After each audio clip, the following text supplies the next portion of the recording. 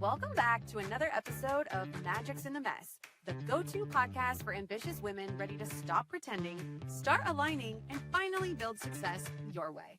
I'm your host, Danielle McKinley, speaker, business and wealth strategist, and your go-to problem-solving hype girl. Here, we'll help you unlock powerful mindset shifts, discover your magic, and bring your dream life into reality.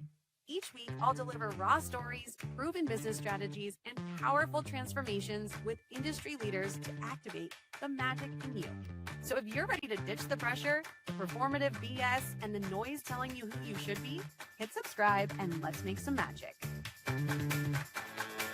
What's up, Magic Maker? Welcome back to another episode of Magic's in the Mess. Your girl is feeling a little bit spicy today, and we are going to be talking about something I've wanted to talk about for a while and haven't figured out the right format. And I said, you know what? Fuck it. We're just going to go in and we're going to talk about this. And we are talking about Mean Girls because Mean Girls did not disappear after high school. Unfortunately, they just got better at hiding. And I want to talk about this because for a really long time, I've been saying this out loud or having one-off conversations with friends or business besties, family even. And mean girl behavior still very much exists in adult life, in friendships, in business, in communities. And if you've ever experienced it, you know exactly what I mean. Where you're like, is this really happening? Like, we are grown ass women. What in the actual fuck? And sometimes it's not even obvious.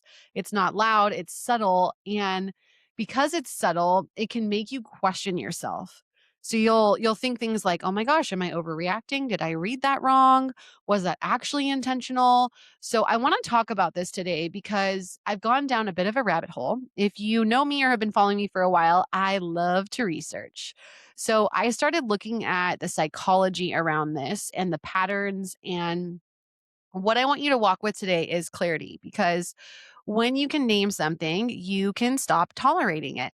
And when you can see it, you can choose to let it go, which is one of the most freeing things in the world. And I want each and every one of you magic makers to let go, bless, and release any mean girls. But I also want you to have a little bit of a reality check, because sometimes you may be engaging in mean girl behavior and not even know it because it is so subtle.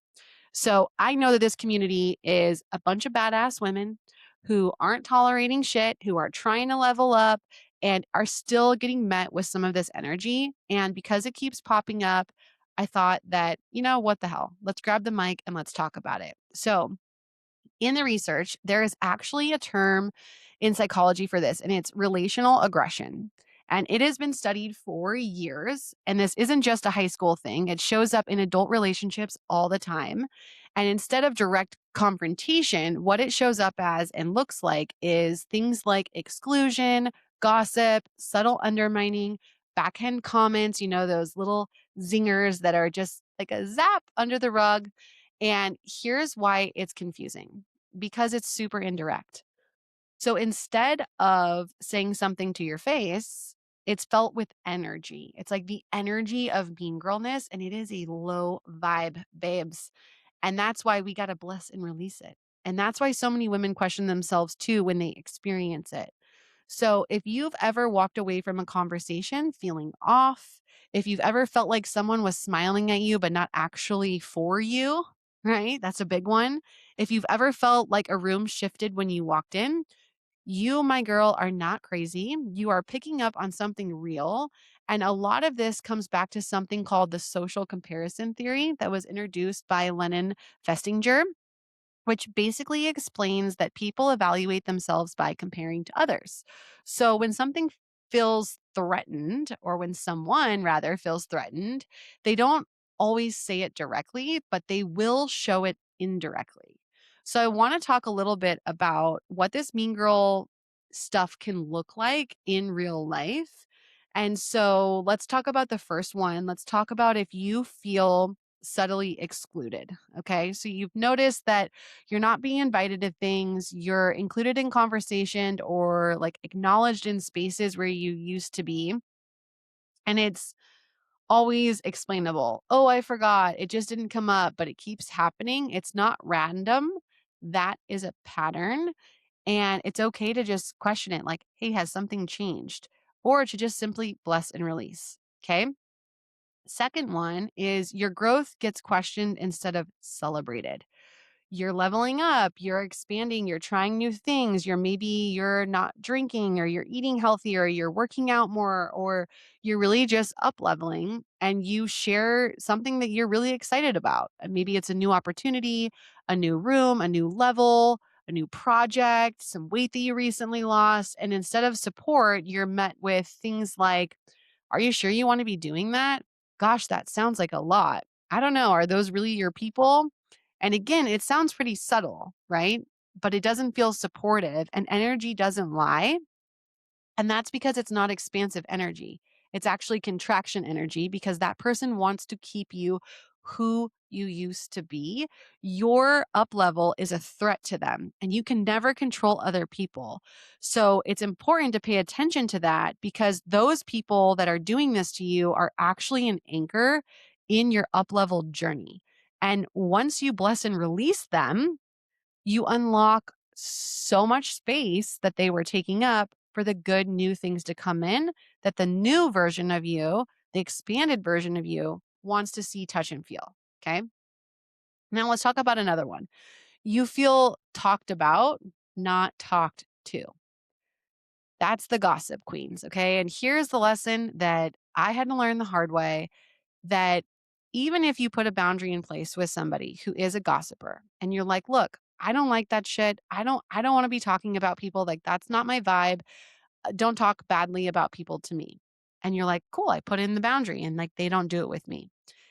Here's the deal, babe. If they are gossiping about other people, even if you've put a boundary and you told them not to do it about you, they are gossiping about you. Okay. Not a vibe. So you get the sense that the conversations are happening, just not with you, maybe even, and energy shifts, things feel off, you can feel disconnected. And this is one of the most common forms of relational aggression. Instead of direct conversation, it's indirect, and it's not a vibe. Okay, so we got to bless and release.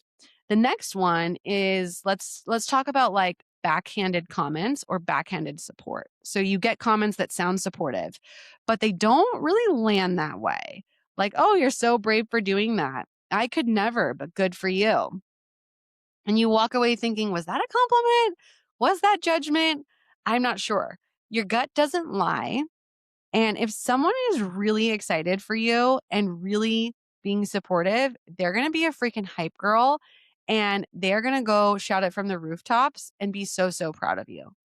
And that is the type of relationship, friend, business bestie, coach, whatever, that you deserve in your life as a magic maker. Not the one that makes you go, "Was that a compliment or was that judgment?" Okay. Now let's talk about if you feel a lack of genuine support in like overall. So like you're showing up for people, you're celebrating them, you're supporting them, and when it's your turn, it's quiet.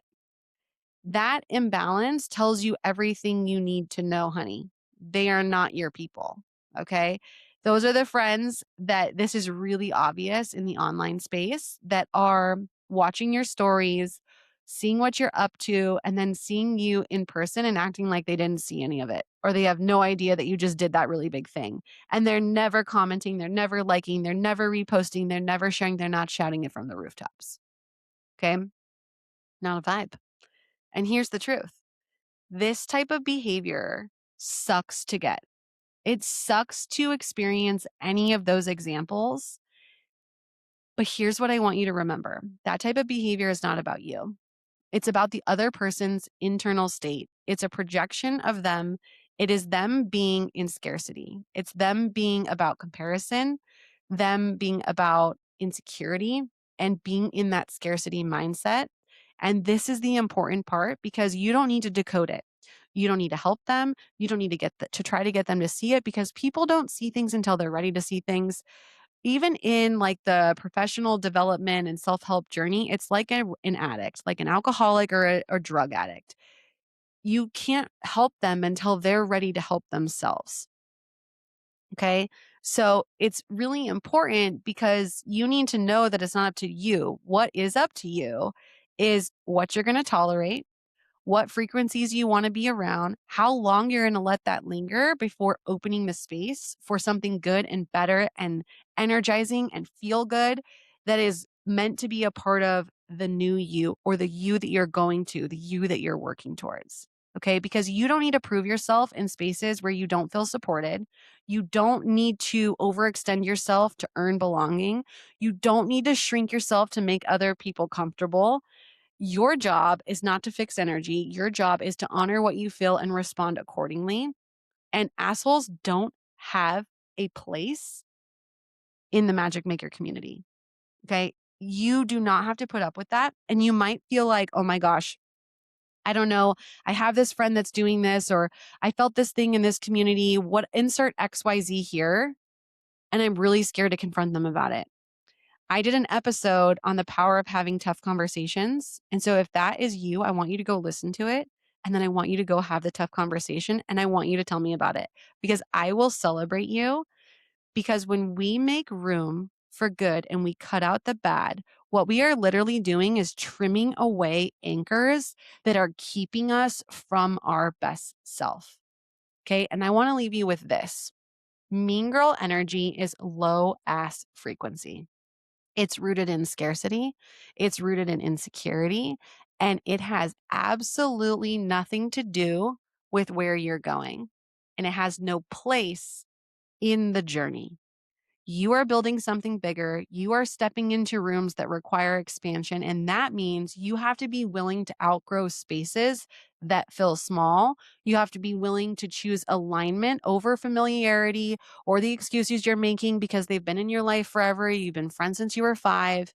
And you have to be willing to walk away from environments where you don't feel supported, even if they once felt like home.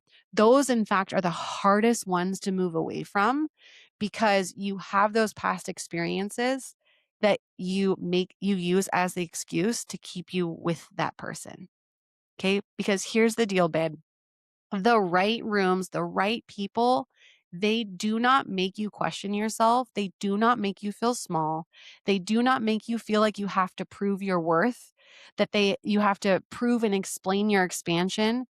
They feel like expansion. They feel like support. They feel like alignment. And you are allowed to choose that every single time. And here's what I know: I know this because I've had to do this. I've had to acknowledge and face the fact that, like, okay, I'm making excuses for this person, or oh, I'm tolerating that. That when you do find your people and you find people that are easy and supportive and kind, it starts to make it even more obvious the people that aren't that vibe or aren't that frequency in your life. And eventually, God, source, universe, insert whatever you believe, is going to force you to cut that anchor because it's keeping you from where you're meant to be and where you're meant to go. So you don't need to toughen up.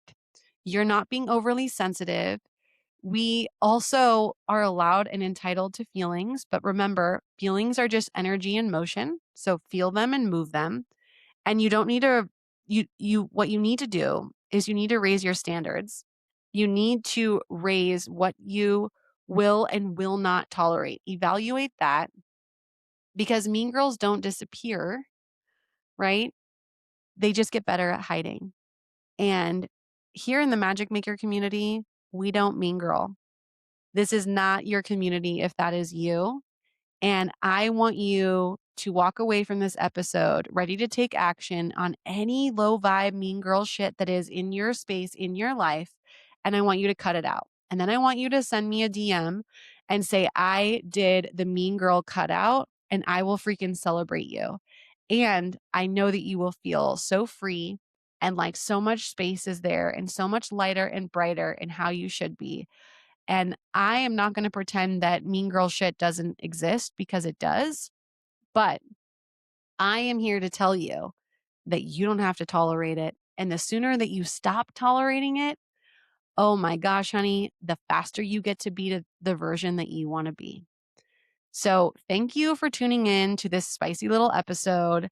I love having you here. I am so grateful for your support of the podcast. If this episode resonated with you, if you had an aha moment, tell me about it. I'd love to hear from you, and please share it with a friend that might need it.